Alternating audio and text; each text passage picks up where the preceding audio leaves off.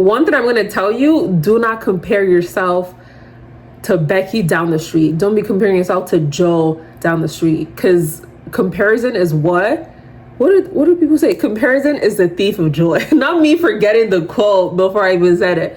But the people that said comparison is the thief of joy, they really knew what they were talking about. Because the moment you start looking at someone else's life, of course, if I'm looking at, this person's life on Instagram, on social media, and, she has her mortgage, she has her, senior role, whatever, lead in her career. She has like her car, she has like all these things going on for her. She's always traveling.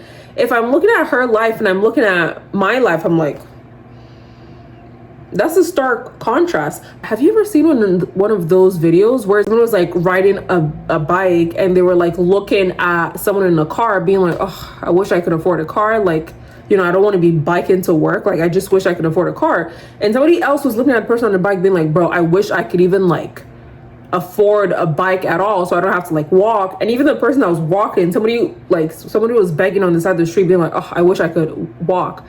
And I kind of just use that example to remind you that that's the crazy thing about comparison, because it's so easy to get so caught up in your own minds, but you don't realize that even the things that you have that you may not necessarily be grateful for are things that other people would literally give everything to actually have.